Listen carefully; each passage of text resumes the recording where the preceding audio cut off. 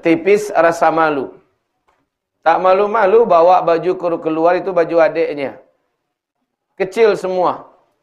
Tebu dua pusik. Ya, sehingga ketika ada orang melihat, dia berusaha menutupi. Yang di belakang terbuka, dibuka, ditutupi. Yang di depan tengah-tengah. Ketika orang lihat, calian. Kenapa kamu buka? Ini masalah nih Bapak Ibu yang kami muliakan. Tipis rasa malu. Sehingga nggak malu-malu makan sambil berjalan di atas bus sambil berdiri.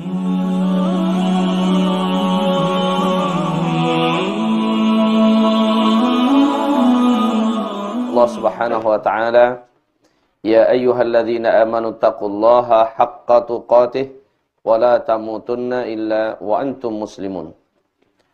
Wa qala subhanahu wa ta'ala, ya ayyuhan nas ittaqu rabbakumul ladzi khalaqakum min nafsin wahidah wa khalaqa minha zawjaha wa batha minhuma rijalan katsira wa nisaa'a wattaqullaha alladzi tasaaluna bihi wal arham innallaha kana 'alaikum raqiba. Wa qala ya ayyuhalladzina amanu taqullaha wa qulu qawlan sadida yuslih lakum a'malakum wa yaghfir lakum dhunubakum. Wa may yuti'illaha wa rasulahu faqad faza fawzan 'azima. Allahumma arhamna bil Qur'ani wa sadaqallahul 'azim. Wa qala an-nabi sallallahu alaihi wasallam ala inni qad ji'tukum biha bayda'a naqiyyah layluha kanahariha la yazighu anha ba'da dhalika illa halik wa ba'd. Secara umum dosa-dosa yang sering dibuat oleh kaum wanita yang menyebabkan mereka, kata Rasulullah, adalah orang terbanyak yang menjadi penghuni neraka adalah, dan kita sudah uraikan sampai nomor berapa saya jadi tidak begitu ingat, tapi saya akan flashback sebentar. Yang pertama, malas belajar ilmu agama Allah Subhanahu wa taala. Yang kedua, suka meninggalkan kewajiban dakwah, amar ma'ruf nahi anil munkar. Tidak mau peduli dengan urusan orang yang berbuat dosa, padahal orang itu dalam jangkauannya untuk bisa dinasehatinya. Biarlah. Kan ini nak buatnya nawak doh. Ya, yang penting bukan saya, dia yang buat. Kemudian yang ketiga, meremehkan dosa-dosa kecil dan berani melakukannya. Karena kata Rasulullah SAW, yang membuat manusia tergelincir kepada dosa besar adalah dari dosa kecil. Sementara secara umum sangat banyak wanita-wanita yang menganggap remeh dosa-dosa kecil, padahal itulah dia kerikil yang akan menjatuhkannya kepada dosa besar. Kemudian yang keempat, menghabiskan waktu dalam hal-hal yang tidak bermanfaat. Sesungguhnya apa yang disenangi oleh syaitan yang terlaknat, yaitu apabila manusia banyak menghabiskan waktunya tidak bermanfaat untuk dunia, apalagi untuk akhirat. Kalau tidak bermanfaat untuk akhirat, tapi dunia bermanfaat, masih mending. Ya, masih mending. Umpamanya dia untuk mencari uang tambahan, sehingga dia buat kue. Ya, dia mencari pengalaman tambahan, sehingga dia belajar ilmu ini yang sifatnya duniawi, nggak ada masalah. Akan tetapi, dia menghabiskan waktunya dalam berbual-bual, berbincang-bincang lama-lama, chatting-chattingan, hanya untuk saya hello, segala macamnya, cerita ngalur ngidul. Kemudian yang kelima, berbicara sangat lama melalui telepon. Berbicara sangat lama melalui telepon tentu saja yang sejenis dengannya. Membaca novel-novel, membaca cerita yang tidak akan menambah imannya sedikit pun saja. Hanya membuang waktunya saja. Atau malah ada wanita yang hobi mancing. Ada yang suka main catur, tapi ini nggak banyak. Hanya saja berbicara lama-lama melalui telepon, banyak hal yang dia lakukan di situ. Yaitu al-laghu yang jelas dilakukannya. Sementara kita tahu syarat menjadi ahli surga Firdaus adalah walladzina hum 'anil lagwi mu'ridun. Orang-orang yang dari perbuatan lagha dia berpaling. Lagha itu sia-sia, tidak bermanfaat, tapi dia buat. Taib. Yang keenam, menonton acara televisi yang negatif. Acara-acara yang memang tidak ada menambah iman dan juga tidak menambah ilmu dunia sedikit pun.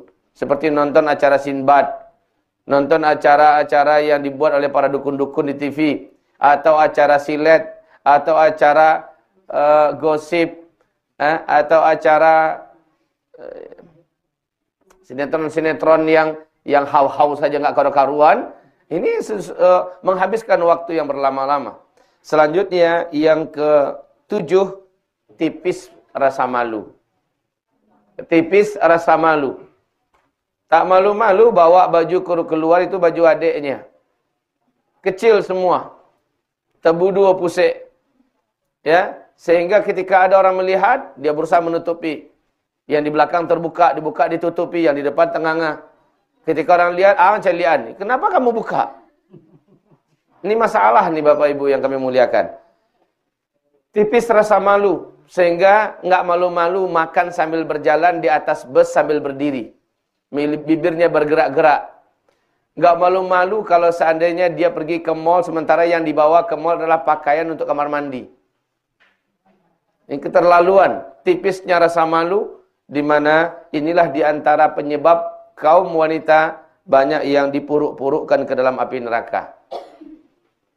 Seterusnya, yang ke-8, menanggalkan kemuliaan atas nama modernisasi dan gaya hidup masa kini.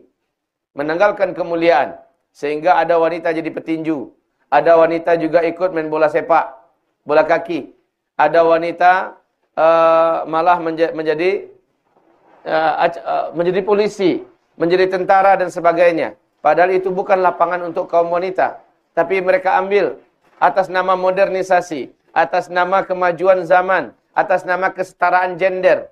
La haula wala quwata illa billah. Bahasa-bahasa seperti inilah yang banyak menjadikan manusia pada hari ini, khususnya wanita, terperangkap. Silahkan wanita kerja. Agama tidak melarang wanita untuk bekerja. Silahkan bekerja. Tapi sesuaikan dengan karakter wanita. Sesuaikan dengan fitrah wanita. Dan yang paling penting, sesuaikan dengan syariat untuk khusus fikih wanita. Mesti disesuaikan semuanya. Jadi sekretaris dari sebuah perusahaan dibawa oleh bos ke puncak. Selama 1 minggu ada acara meeting. Sementara suami tinggal di rumah. Anak tinggal di rumah, berdua-dua dengan laki orang lain, sebagai sekretaris, apa namanya itu?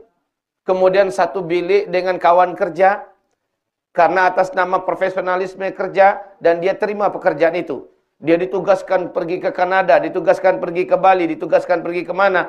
Ini sudah di luar daripada fitrah kewanitaan. Tapi ini yang banyak dibuat oleh wanita di zaman terhipnotis oleh kejahilian masa akhir zaman.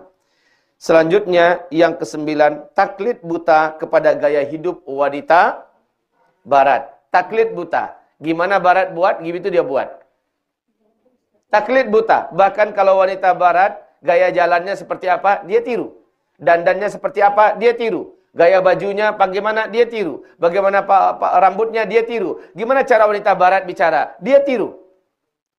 Bahkan orang sekarang, makan, minum sambil berdiri, acara prasmanan, acara makan di baralean segala macamnya, dia tiru. Seperti alladzina kafaru ya'kulun wa yatamatta'un kama ta'kulul an'am. Orang-orang kafir, cara makan mereka dan gaya bersenang-senang mereka persis seperti binatang ternak. Itu firman Allah dalam Al-Quran. Itu yang ditiru oleh wanita-wanita muslimah kita. Sehingga benar kata Rasulullah sallallahu alaihi wasallam, la tattabi'anna sunanal ladzina min qablikum shibran fashibra, dhira'an fadhira', hatta walau dakhalu juhra dhabbin tabi'tumuhum. Pasti kamu benar-benar akan mengikuti orang-orang sebelum kamu selangkah demi selangkah, sejengkal demi sejengkal, sehasta demi sehasta. Sampai-sampai kalaupun mereka masuk ke lubang biawak, saking enggak masuk akalnya yang mereka buat, kamu tetap ikutin mereka. Qala Umar bertanya kepada Nabi, Yahudi wan Nasara, apakah yang engkau maksud itu adalah gaya orang Yahudi dan gaya orang Nasrani? Nabi menjawab, faman. Ya, siapa lagi kalau bukan mereka? Barat sekarang notabene dikuasai oleh Nasrani. Timur notabene dikuasai oleh Yahudi dan Majusi. Ini yang ditiru, yang diikuti oleh umat Islam, khususnya kaum wanita pada saat sekarang ini. Wanita Barat pakai anting-anting, bukan hanya di telinga lagi, tapi sudah di hidung. Maka wanita kita sudah pakai anting-anting di hidung. Wanita barat bukan di lidahnya dia kasih tindia. Entah apa yang dibuatnya. Lalu di pusarnya dikasih tato. Mereka kasih tato sebagai tanda seksi. Buat pula tato. Rambutnya dibuat setengah ada, setengahnya botak. Wanita buat pula macam itu. Mereka potong rambut habis.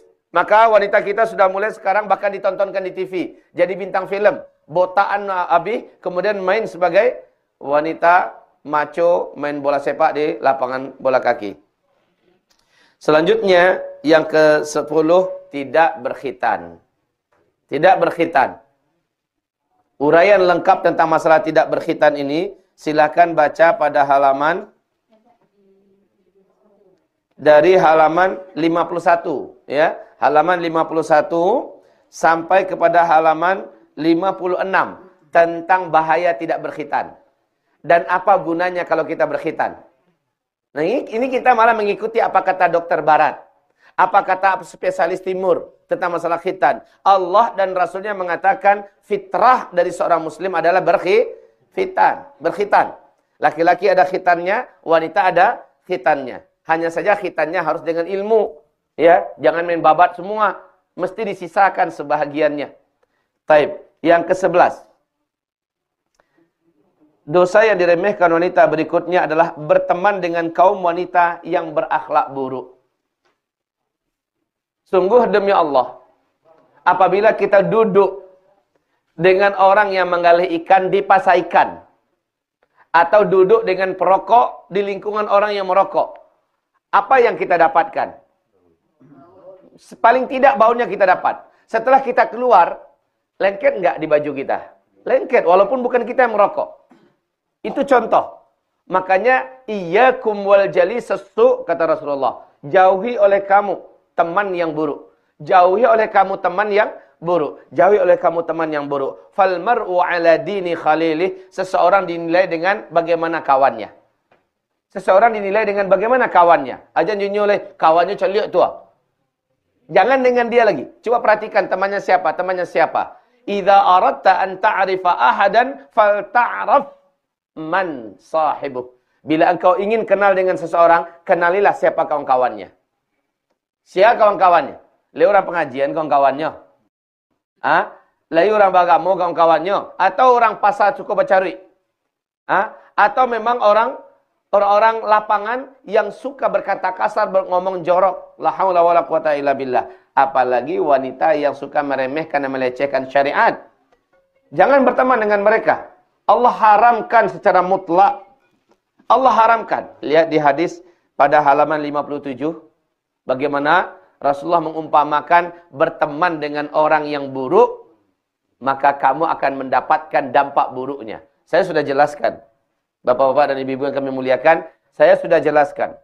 Bahwa sesungguhnya duduk bersama orang yang buruk. Lalu tidak mampu merubahnya. Apa hukum kita menurut Allah? Apa menurut Allah hukum kita ini menurut Allah apa? Kita berteman dengan orang-orang buruk, orang-orang yang berakhlak jelek, ya. Kita duduk bersama mereka dan mereka memamerkan, melakukan, mengatakan hal yang jelek. Dan kita bersama dengan mereka. Menurut Allah dalam surah An-Nisa kita ini dianggap apa oleh Allah? Sama dengan mereka walaupun kita tidak buat. Walaupun kita tidak melakukan yang mereka lakukan, tapi kita duduk bersama mereka. Innakum idzan mithluhum. Sesungguhnya kamu sama dengan mereka. Syarat boleh berteman dengan orang jahat, orang buruk hanya 3. Yang pertama, bertekad, berniat untuk menyampaikan nasihat kepadanya. Merubahnya. Ya. Yang kedua, jika tidak mampu merubahnya, wajib hijrah darinya. Ya. Wajib hijrah darinya. Ini harus dilakukan. Afwan ya. Syarat untuk berteman dengan orang yang buruk, dengan orang yang jelek adalah niat yang tulus untuk menasehatinya, untuk merubahnya. Yang kedua betul-betul disampaikan. Yang betul-betul disampaikan. Betul-betul diajak dengan cara yang benar. Yang ketiga, jika dia tidak mau, wajib dia ditinggalkan. Tidak boleh lagi jadi teman kita. Wajib ditinggalkan. Tidak boleh lagi menjadi sahabat kita. Apalagi yang gembosin kita untuk menjadi hilang semangat ibadah. Gembosin kita menjadi hilang dan runtuh semangat iman kita. Sejak berteman dengan dia, si fulan mulai mengalami penurunan semangat beragama. Berarti itu teman yang nggak baik. Kalau begitu, pastikan siapakah teman kita yang akan mendongkrak iman kita. Yang ke-12, dosa yang sering diremehkan kaum wanita adalah suka mendengarkan lagu dan musik. Ini biasanya anak muda ini.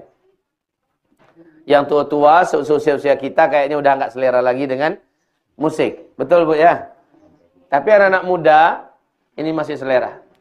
Suka dengan mendengarkan musik adalah sesuatu yang sebenarnya, coba Ibu dengarkan, di sini ada dalil yang pertama, kedua, ketiga, keempat, bagaimana Islam sebenarnya mengharamkan beberapa alat musik dan musik-musik tertentu. Semua dalam Sahih Bukhari, semua alat musik yang menggunakan petikan tangan dan ketikan tangan. Gitar, piano, atau apapun yang menggunakan petikan tangan. Kemudian apapun yang menggunakan tiupan.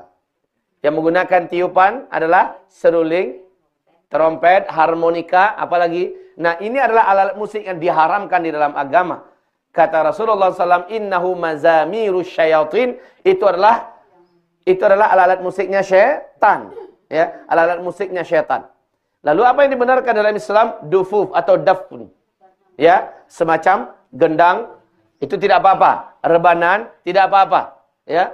Nah, kaum muslimin hamba-hamba Allah yang kami muliakan, mendengarnya saja tidak boleh, apalagi memainkannya.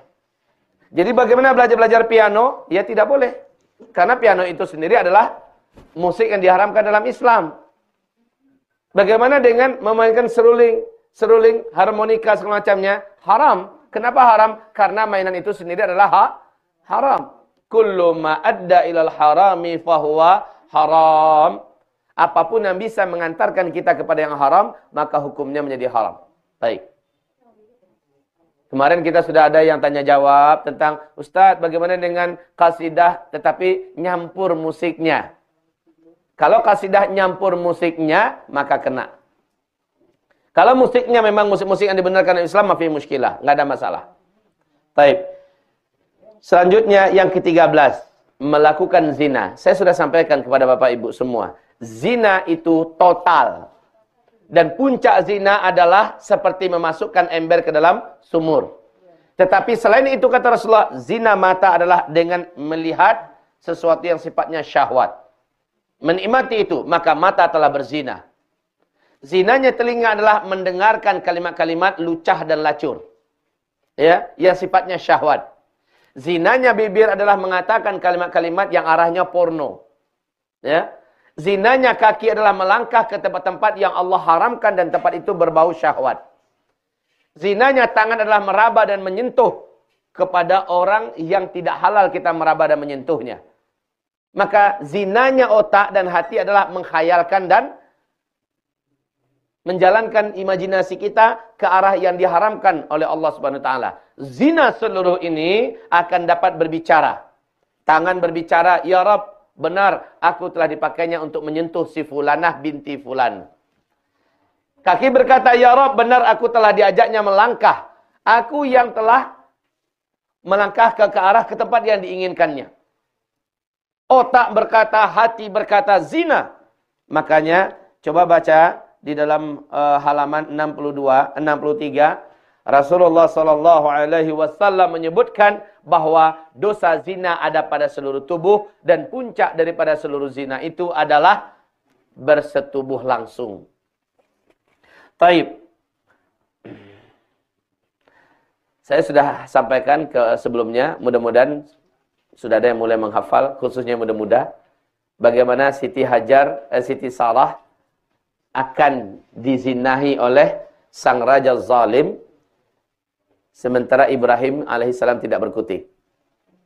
Ya, lalu Siti Sarah melindungi dirinya dengan doa yang ada di halaman 64. Setiap kali sang raja zalim ini akan mendekatinya, dia merasa seperti lumpuh dan tidak mampu bergerak. Ketika dia bertekad untuk tidak akan mengerjakan, dia kembali kuat dan dia mundur. Setelah itu dia mencoba kembali. 3 kali dia lumpuh terus berkat doa ini. Baiknya doa ini dibaca. Allahumma in kuntu amantu bika wa bi rasulika wa ahsantu farji illa ala zawji fala tusallid alayya hadzal kafir. Ya, tolong di sini halaman 64 ala itu diganti dengan alayya. Ditambah alayya. Ala itu ditambah dengan alayya. Kalau situ kan ala aja kan? Tambah dengan alayya.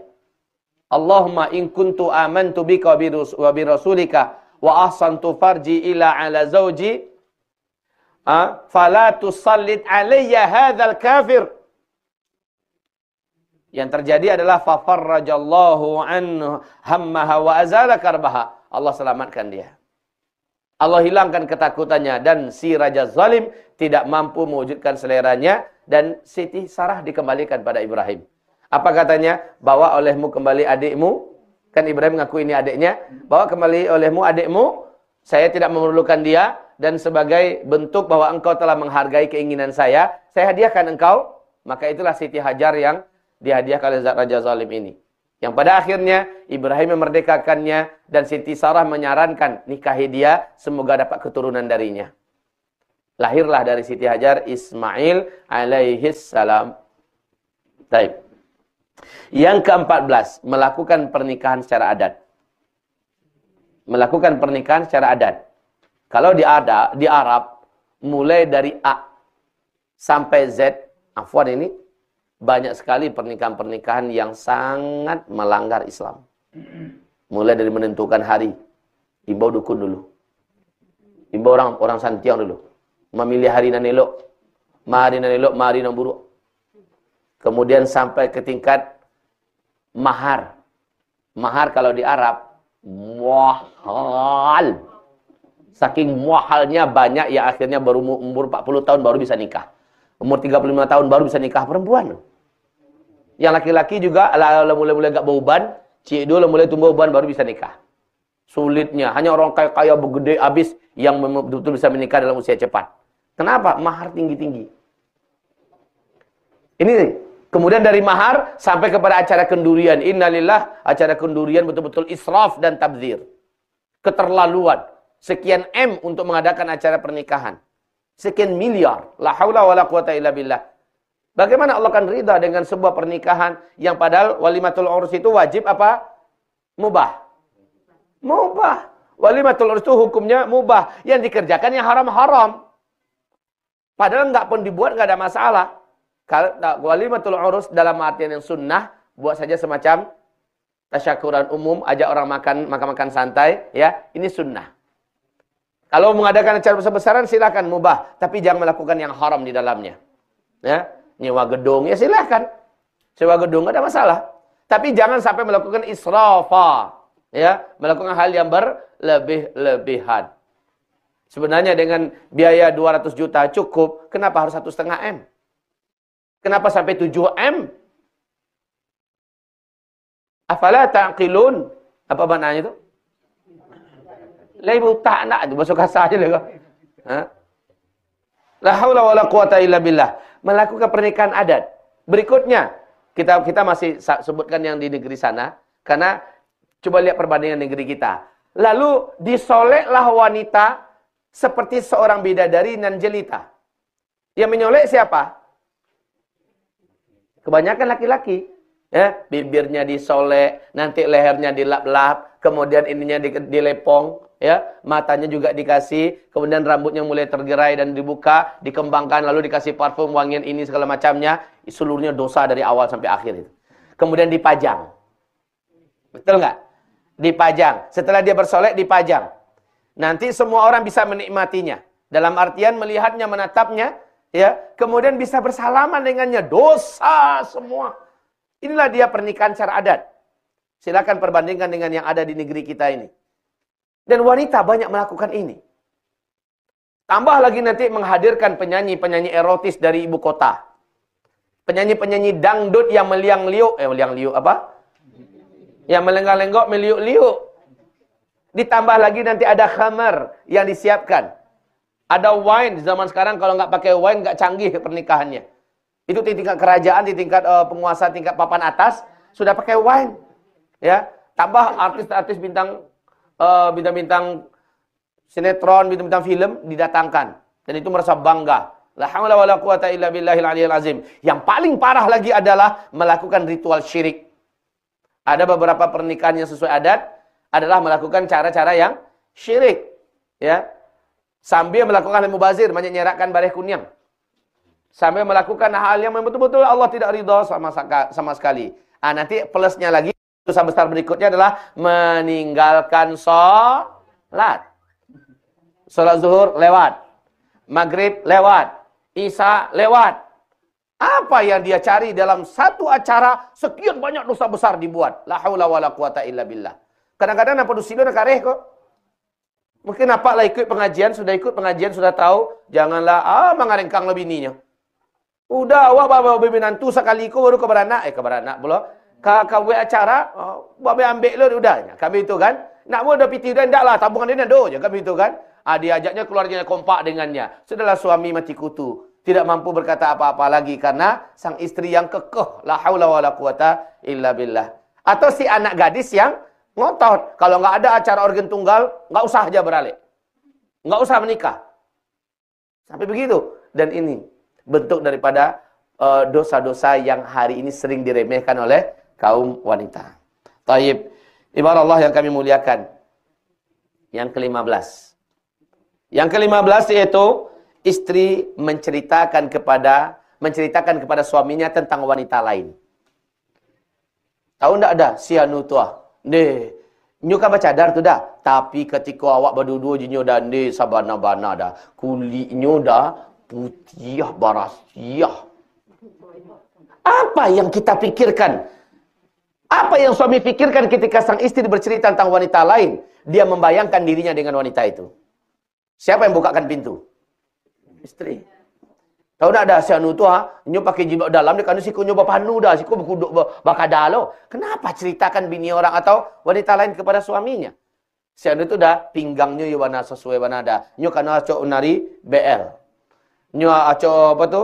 Ikut senam macam-macam lah. Menceritakan tentang kecantikan orang lain, tentang kemulusan wanita lain pada suaminya. Ini haram, Ibu. Alhamdulillah saya yakin ibu-ibu pengajian itu tidak akan pernah melakukannya. Tidak akan pernah melakukannya ibu-ibu pengajian. Hanya saja umumnya wanita. Makanya Bu, nanti kita akan baca nomor 16. Lihat nomor 16.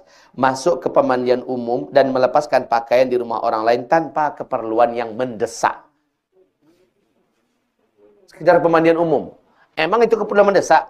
Pergi ke pemandian umum, lalu kita buka pakaian kita. Kita lihat pakaian wanita lain. Ustaz, wanita kok semuanya? Iya wanita semua. Haram nggak wanita melihat aurat wanita lain? Yang aurat wanita itu mana? Selain wajah dan tapak tangan, seluruhnya adalah aurat. Sekarang paha dilihat, mulus oleh wanita lain. Afwan, di sini kelihatan, pinggang terlihat, kemudian perut terlihat. Semuanya dilihat, bahkan tonjolan, maaf ya, berapa ukuran dadanya, segala macam terlihat. La haula wala quwata illa billah. Dosa besar, bukan dosa kecil itu. Dosa besar wanita mandi di pemandian umum, anggaplah itu wanita semuanya di situ. Enggak boleh. Enggak boleh. Kalaupun ada muslimah yang ikut mandi di pemandian umum, maka gunakanlah pakaian yang tebal, dan pakaian itu ketika kita masuk dengan jilbab ya, kemudian ketika masuk keluar, dia tidak mencetak tubuh. Tapi kalau pakaian tipis, nyetak tubuh nggak? Nyetak tubuh. Ustadz, peraturan di pemandian umum itu harus pakai pakaian renang. Betul nggak? Itu peraturannya. Kalau masuk ke pemandian umum, harus resmi pakaian renang. Kalau nggak boleh. Betapa banyaknya muslimah-muslimah kita hari ini. Muslimah-muslimah kita hari ini. Ya, kalau level ibu mungkin tidak selero leh. Tapi nak muda-muda Bu, dan baru beranak ciek dua, ya, masih selera itu. Apalagi yang gadis-gadis kita, yang muda-muda kita. Masya Allah, Masya Allah, Masya Allah. Taib, ibu-ibu sekalian, bagaimana melepaskan pakaian di hotel? Boleh enggak? Boleh. Karena itu termasuk mendesak. Nggak mungkin kalau kita tidak mandi. Tidak mungkin kalau kita tidak berganti pakaian. Bahkan bagi haji dan umrah saja kita melepaskan pakaian, ya, pasti akan berganti. Sifatnya kalau mendesak, mafi muskilah.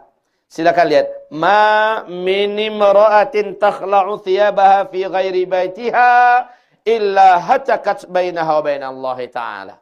Tidak ada seorang wanita pun saja berani melepaskan bajunya, pakaiannya, tidak di rumah suaminya. Tidak di rumah suaminya. Di hadis yang lain, dan tidak pula untuk urusan yang mendesak. Maka dia telah merobek antara hubungan baiknya dengan dia, antara dia dengan Allah Subhanahu wa ta'ala. Begitu juga di hadis halaman 64 yang dinyatakan sahih oleh Syekh Albani, dan bahwa ia mengatakan Rasulullah dari Aisyah, ya, bahwa Rasulullah SAW mengatakan, "Ma min imra'atin taqla'u thiyabaha fi ghairi baiti zawjiha illa hatakat ma baina wa baina Allah Ta'ala." Sama dengan tadi hadisnya, tidak ada seorang wanita pun berani membuka baju, melepaskan pakaiannya bukan di rumah suaminya atau bukan bersama suaminya, ya. Maka dia telah merobek kemesraan hubungannya dengan Allah Subhanahu wa ta'ala.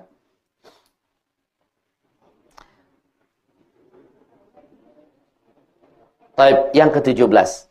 Melakukan safar tidak dengan mahramnya.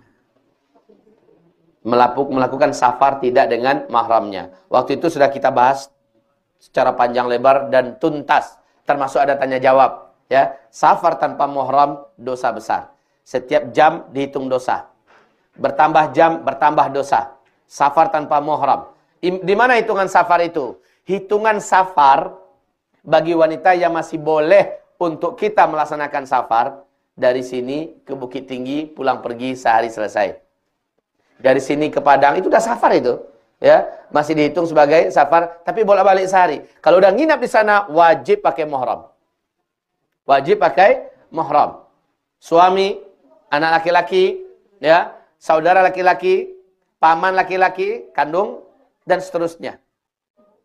Bagaimana Ibu? Hah? Banyak tercagun nampak? Izinnya suami bukan berarti izin dari Allah Subhanahu wa ta'ala. Ridhonya suami bukan berarti ridho dari Allah Subhanahu wa ta'ala. Ridho zauj la yuhillu ma harramallah. Ya. Ridhonya suami tidak berarti akan menjadikan halal apa yang diharamkan oleh Allah Subhanahu wa taala. Pailah dia, pai umrah ya dia. Iyo dah ku umrah awak nang kalimu, umrah yang kelima. Tu dah nak pai mengawan awak dah, udah sedang sibuk kerajo. Dulu silah, dah ada, udah leri ikhlasnya. Udah leri ridhonya. Kalau je rombonyo ustaz Zul painya. Bagaimana ini ibu-ibu? La haula wala quwata illa billah. Sedangkan yang umroh, yang haji, yang bagus saja masih ada rambu-rambunya. Bolehnya pergi tanpa muhram itu nanti Bu di prode fase kelima. Di mana kaum laki-laki berbandingan dengan wanita 1 berbanding 50 wanita, ya kan? Itu baru ada nanti wanita seorang diri safar tanpa muhram dari Hadramaut berjalan kaki ke Makkah melaksanakan ibadah haji, siang malam perjalanannya sendirian. Laksanakan haji sendirian, pulang juga sendirian tanpa rombongan, tanpa muhram, aman, kata Rasulullah. Itu adalah masa-masa fase kelima. Masa itu tanpa muhram nggak ada masalah. Kemana mau cari muhram? Laki-laki banyak yang habis di muka bumi ini. Baik. Bepergian sendiri tanpa muhram. Bagaimana kalau melancong? Sedangkan pergi haji umroh saja dipertanyakan, bagaimana melancong? Pergi ke Bali, bawa anak gadis kita. Bawa anak gadis kita, memang anak gadis itu muhram kita? Muhram kita? Siapa yang mengatakan anak gadis itu muhram kita? Dia adalah muhramah kita. Kalau perempuan muhramah, kalau laki-laki muhram. Kalau orang Indonesia bilang muhrim. Salah itu, kalau muhrim itu artinya orang yang sedang ihram. Muhram itu adalah orang yang diharamkan untuk kita menikah dengannya. Muhramah wanita yang diharamkan kita menikah dengannya. Kalau muhrim orang yang sedang melaksanakan ihram, sedang pakaian ihram. Sebenarnya salah penempatan bahasa Indonesia muhrim. Yang benar adalah muhram. Di Malaysia macam mana? Muhrim juga. Muhrim juga. Malaysia, Singapura, muhrim. Baik. Perempuan kan? Perempuan juga kan? Muhramah. Dalam hadisnya muhrim. Coba baca deh. Ada nggak bukunya? Bawa. Inilah hebatnya kita. Rajin beli. Udah baca belum? Nggak ada waktu. Kelebihan kaum muslimin di Indonesia, mungkin di Malaysia, Singapura sama ini. Ini kita bawa tamu dari Singapura. Ya, ada tamu juga dari Singapura. Baik ibu-ibu yang kami muliakan, kelebihan kita itu, alhamdulillah, kita rajin beli buku yang bagus. Tapi nggak punya waktu nak baca. Jangankan buku-buku macam ni. Al-Quran aja bulan Ramadan ini entah berapa yang baru sudah kita baca. Ada berapa juz? Ada sudah khatam itu baru best lah. Tapi baru ada 1 juz itu terlalu. Lah jadi itu Pak Ustaz, aku beri itu lah prinsipnya. Ini ada pek menjawab. Kalau jadi itu Ustaz. Tapi ibu-ibu yang kami muliakan, semoga ini jadi rangsangan sedikit bagi ibu-ibu. Ya, sedikit jadi rangsangan. Semoga Allah kekalkan dan Allah istiqomahkan. Kami di rumah mencoba membakar semangat anak-anak. Anak-anak saya ada yang sudah 14 juz, ada yang sudah 16 juz. Bahkan alhamdulillah ada anak kami yang per 3 hari khatam 1 kali. Per 3 hari khatam 1 kali. InsyaAllah 2-3 hari lagi khatam yang ke-10. Ya, startnya sudah mulai sebelum Ramadan. Jadi kita bakar semangat. Lah kalau baca kitab ini dibandingkan dengan baca Al-Quran, tentu saja kita prioritaskan baca Al-Quran. Nah, ketika di luar Ramadan, ini adalah target kita. Karena kita tahu, ini penyakit-penyakit yang banyak diidap oleh kaum ibu-ibu, kaum wanita. Oke? Baik, sekali lagi, coba baca di dalam kitab kita, di halaman 70 dan halaman 71. Muhram, hadisnya di situ apa? Muhramah. Coba lihat, yang ada kitab. La yahillu limra'atin tu'minu billahi wal yaumil akhir an tusafira masirata yaumin wa lailatin illa wa ma'aha dhu mahram. Bukan mahramah. Ya. Dhu adalah untuk mufrad mudzakkar. Kalau perempuan, zatu mahramah. Kalau laki-laki, dhu mahram. Bisa dibacakan terjemahnya? Salah satu ibu kami bantu bacakan. Tidak halal. Tidak halal bagi wanita yang beriman kepada Allah dan hari akhir kemudian sejauh perjalanan sehari semalam kecuali ada mahram yang menyertai. Naam. Tidak halal bagi seorang wanita yang beriman. Kalau enggak halal berarti apa? Haram. Haram bagi seorang wanita yang beriman kepada Allah dan kepada Rasulnya melakukan perjalanan lebih dari sehari semalam, sementara dia tidak didampingi oleh mahramnya. Mahram itu laki-laki. Saudara perempuan kita, mahramah namanya. Ya, gitu ya bahasa Arabnya. Ya, enggak ada masalah.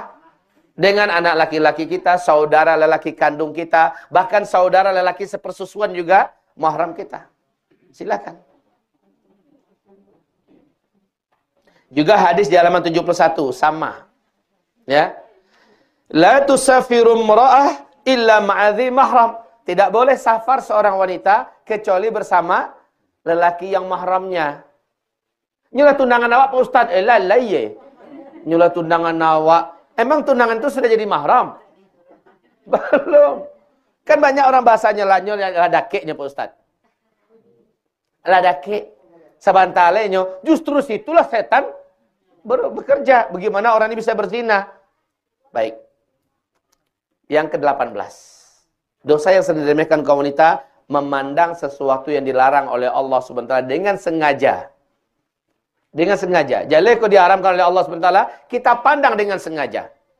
Anda entah baba Allah. Maaf kok Bu. Ya, maaf kok Bu.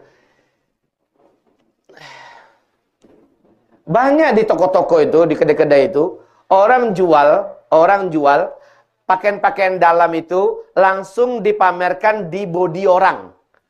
Ada gambarnya, ada fotonya kan? Itu aurat enggak? Melihat aurat orang lain haram enggak? Ini pedusilin, ustawa pedusilin, seleroge, tapi haram enggak? Ini masalahnya di situ dulu. Kalau mau ngelihat contoh, ya silakan, kan ada nampak yang langsung. Kenapa kita harus, apalagi yang pakaian dalam laki-laki. Nampak badan rancak, nampak kata-kata nan elok tu. Nan santiang tu. Beko, maaf ya, segitiga saya yang nongol sinan. Itu menampakkan mana tu. Mana ada wanita muda yang sehat yang enggak ngiler ngelihat. Nauzubillah, itu haram. Haram, haram, haram, haram. Nah, melihat sesuatu yang diharamkan oleh Allah Subhanahu wa taala ketika ada acara pembawa berita dengan pakaian yang seksi, ya, dengan leher yang jenjang, dengan dada yang membusung. Dilihat dan dinikmati, melihat bibirnya bergerak-gerak, naudzubillah, naudzubillah. Ya Allah ya Rabbi, seorang yang berbicara sekarang ini juga pernah terperangkap dalam kasus seperti ini. Pernah terperangkap. Dan inilah zaman jahiliyah. Apa salahnya sih pembawa berita itu cukup laki-laki? Apa salahnya sih? Ya, pembawa berita itu juga adalah orang yang tidak menimbulkan fitnah. Baik. Di halaman 72 ada hadis yang tadi saya sebutkan. Coba lihat di halaman 72. Telah ditetapkan pada anak Adam bagiannya dari zina. Jadi setiap bagian dari tubuh ini ada ketetapan zina. Tidak mustahil, siapapun tidak mustahil akan bisa terkena. Termasuk yang bicara. Maka alhamdulillah kami bersyukur kepada Allah Subhanahu wa taala. Sudah berapa lama kita tidak menikmati TV lagi ya Maya? Di rumah kami sudah tidak lagi menikmati TV. TV ada nggak? Ada, tongkrongannya doang. Nggak dipakai. Rencana mau dijual kiloan. TV-nya besar. Itu masa lalu ibu-ibu. Ya, tapi pernah. Maka siapapun kita hari ini masih pernah, mungkin suatu ketika kita sudah tobat. Kita berharap dengan baca ini banyak yang berkeinginan untuk tobat. Ya, nonton TV salah nggak? Nggak salah. Kalau TV-nya TV-TV dakwah. Kalau acara TV-nya TV-TV yang memang menambah iman, menambah paham Islam kita, dan memang menambah ilmu, nggak ada masalah. Beli kaset-kaset, CD-CD yang memang bermanfaat untuk dunia akhirat kita, silahkan. Lanjut. Zina mata adalah memandang yang syahwat, memandang yang sifatnya porno, ya. Zina dua telinga adalah mendengar, zina lidah adalah berbicara, zina tangan dan zinanya adalah memegang, meraba. Zina kaki yaitu melangkah ke tempat yang arahnya haram. Zina hati punya hasrat dan berangan-angan, dan kemaluanlah yang membenarkan atau mendustakan itu. Nah, di halaman 74 ini yang bagus, Bu. Ternyata dengan menahan mata dan telinga dari yang diharamkan oleh Allah, dampaknya, lihat, 1, 2, 3, 4, 5, 6, 7, 8, 9, 10. Silahkan dibaca. Ibu akan merasa betapa bersyukur menjadi orang Islam. Kenapa Allah larang? Ternyata di balik larangan itu tersimpan harta karun yang sangat mahal dunia akhirat. Menahan mata dari melihat yang diharamkan oleh Allah Subhanahu wa taala, bukan hanya mata menjadi kuat dan sehat, bukan hanya mata menjadi terang, bukan hanya mata menjadi tajam, bahkan mata hati juga dibukakan oleh Allah. Firasat kita dijadikan tajam oleh Allah Subhanahu wa taala. Demikian dijelaskan oleh Syekh Ibnu Qayyim dari hadis Nabi SAW, apabila seseorang menahan matanya dari yang diharamkan oleh Allah, karena Allah dia tahan matanya, bukan supaya nampak siak di orang. Ketika bagang kawan, dia tundukkan mata. Tapi ketika nak ada berkawan-kawan, tumbuh lalak cik matanya cari yang diharamkan oleh Allah. Tidak. Tapi ini betul-betul lillahi ta'ala. Karena Allah dia tahan pandang matanya. Allah akan tambahkan dan jadikan rasa manis di dalam dadanya. Yang tidak bisa diungkapkan rasa manis itu. Orang nak mencari ada. Tidak ada orang yang mengetahui kalau matanya sedang melihat sesuatu yang diharamkan oleh Allah. Ternyata dia tahan. Dia punya peluang untuk melihat. Ternyata dia tahan. Allah akan tumbuhkan rasa manis di dadanya. Dan imannya menjadi mekar. Kemudian dijelaskan lagi oleh Imam Al-Ghazali. Dan ini juga dikuatkan oleh Syekh Ibnul Qayyim. Di dalam kitabnya. Bahwa sesungguhnya Allah akan hidupkan mata hatinya. Bukan hanya mata yang nyata ini saja dijadikan oleh Allah sehat dan hidup. Tetapi mata hatinya dibuat oleh Allah hidup. Pandangannya tajam. Firasatnya menjadi tajam. Ya. Firasatnya menjadi sangat-sangat benar. Masya Allah, akibat daripada pandangan mata yang ditahan. Dan terus bla bla bla bla bla bla bla bla bla bla bla bla bla. Yang ke-19. Dosa yang sering diremehkan kaum wanita adalah berjabatan tangan dengan lelaki yang bukan mahram. Sanang saja. Laki-laki mau nyuan tangan, nyesambui. Laki indah, ayahnya indah, ya. Suaminya tidak, ayahnya bukan, saudara laki-lakinya bukan. Siapa dia orang? Kawan sekelas dulu. Siapa dia orang? Kawan satu kantor. bos, sang manajer. Berjabatan tangan, datang Pak Gubernur, kita berbaris-baris, Gubernur nyalami, ikut nyalami. Apalagi yang sedang kendurian. Bersalam-salaman, saudara yo paling ramina tuh. Ko ado di antara ibu, ko nambasan salaman sesudah mendengarkan ko, mau belah tangan, ambolah menyampaikan. Allah mau sampaikan dengan tarang. Tolong dibaca hadisnya, inni la usafihun nisa. Innama qawli limi'ati imra'atin ka qawli limratin wahidah. Aku tak akan pernah berjabatan tangan dengan kaum wanita, kata Nabi.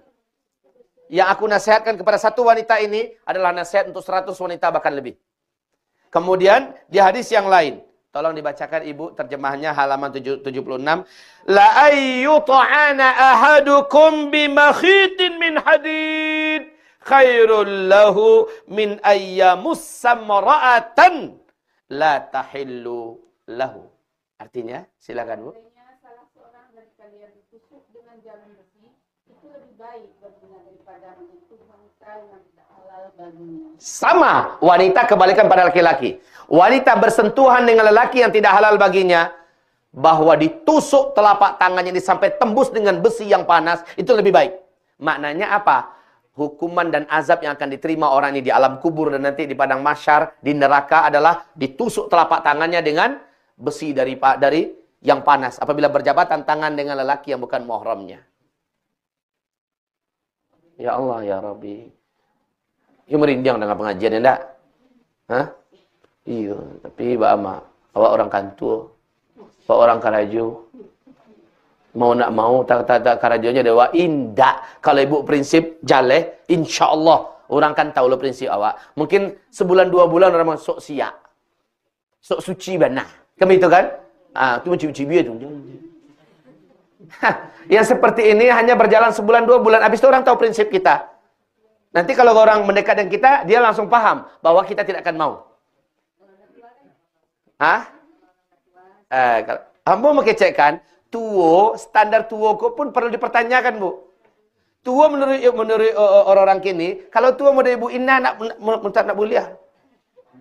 Iya, kalau ibu tak pas saja ke salaman, mau ikut sajalah. Kalau saya dengan anak misalnya laki-laki.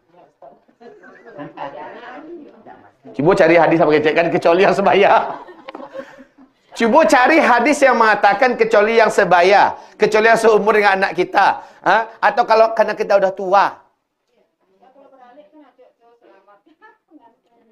Baik Bu, kecuali awak secara mendadak dia dipacik dek orang, maka lapeh kalah tangan awak, ya. Langsung mereka. Allah maafkan. Ya, kini mudah itu sajalah. Di akhir zamanku memang baik mengamalkan Islam. Memang berat mengamalkan Islam. Kal qabid alal jumrah. Seperti orang yang menggenggam batu bara yang menyala. Menggenggam batu bara yang menyala. Taluk enggak? Enggak taluk doh. Tapi harus dipacik. Islam kau dipacik di akhir zaman kau. Khususnya yang lah tabiaso. Yang sudah terlalu biasa orang banyak buat. Sementara kita menyingkir dari itu jadi asing awak. Fatuba lil ghuraba. Beruntunglah, bahagialah orang-orang yang asing itu. Orang masa salaman, sementara awak mereka itu asing tuh. Orang buka jilbab, sementara kita pakai jilbab, itu asing. Tuba lil ghuraba. Beruntunglah dialah yang beruntung. Baik. Tuba itu ibu tahu? Bapak tahu tuba itu apa? Enggak tubo doh. Tuba. To, waw, ba, ya. Tuba. Tuba adalah satu lembah yang sangat indah di dalam surga. Itu yang tuba itu. Baik. Yang ke-20. Masih sanggup, Bu? Iya, Bu, nak gua. Indah penuh susah enggak mendengarnya?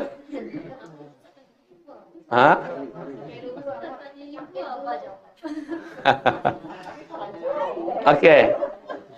Yang ke-20 mengucapkan salam kepada lelaki. Awak yang mulai Assalamualaikum. Kecuali lewat telepon ya, kita nggak tahu siapa lawan telepon kita. Ya. Kalau ibu-ibu bagusnya halo, gitu aja. Kalau udah tahu ini muslim, Assalamualaikum, kata Waalaikumsalam. Enggak apa-apa.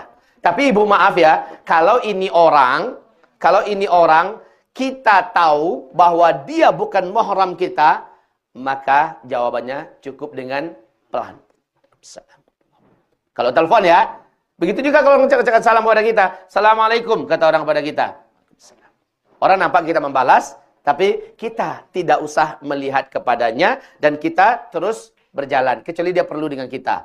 Ayo barik Pak Ustadz, silakan baca Bu. Silakan baca. Imam Nawawi mengatakan, para pengikut mazhab kami mengatakan, mazhab Syafi'i. Mazhab Syafi'i. Para pengikut mazhab kami mengatakan bahwa salam itu dilakukan wanita dengan wanita. Ya.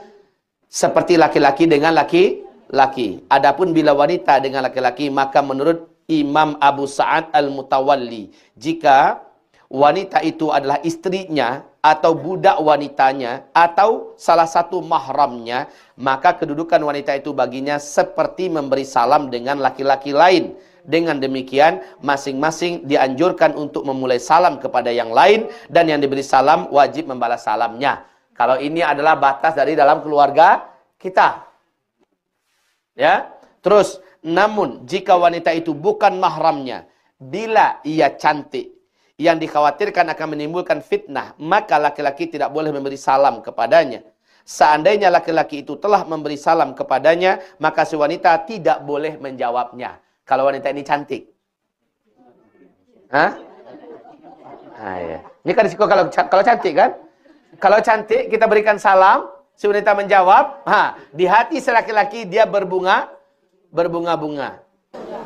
Baik ibu-ibu, bapak sekalian, demikian saja dari kami. Semoga Allah mengampuni dosa kita semua yang sudah terlanjur dulu. Dan mudah-mudahan setelah mendengarkan ini, ibu bukan termasuk orang yang nanti menyesal pada hari kiamat karena masih melakukan apa yang kita dengarkan di sini ya. Baik ibu-ibu sekalian, yang sifatnya khilafiyah semoga kita dapat menghindarkannya dan keluar dari khilafiyah adalah lebih baik. Baik, mari kita tutup dengan istighfar kepada Allah Subhanahu wa taala. Oh ya, sebentar, kami akan mengadakan acara buka dengan masyarakat fakir miskin di Pesantren An-Nabawi. Insyaallah kalau ada Bapak Ibu yang ingin membukakan saudara kita, maka silahkan masukkan sumbangannya kepada kami. Kita akan berbuka mungkin dalam 1 minggu ini. Kemudian hari Kamis kami akan buka bersama di pesantren kita di Tanjung Pati. Jadi insyaallah ada 2 acara berbuka dengan kaum muslimin, dengan fakir miskin, dengan anak yatim. Kalau ada yang mau bergabung dalam perbukaan itu, maka silakan antarkanlah gabungannya. Dan insyaallah ta'ala, apabila ada Bapak Ibu yang ingin mengeluarkan zakat, kami adalah tempat yang sudah resmi untuk menampung zakat itu. Sebab ada para da'i-da'i kita, ada santri-santri kita, ada orang-orang miskin yang soleh yang dalam tanggungan kita. Ada orang-orang anak-anak yatim yang juga dalam kasuhan kita. Silakan, salurkanlah, semoga Allah Subhanahu wa taala membersihkan harta kita yang ada. Kami tutup dengan doa. Subhanakallahumma bihamdika asyhadu an la ilaha illa anta astaghfiruka wa atubu ilaik. Wassalamualaikum warahmatullahi wabarakatuh.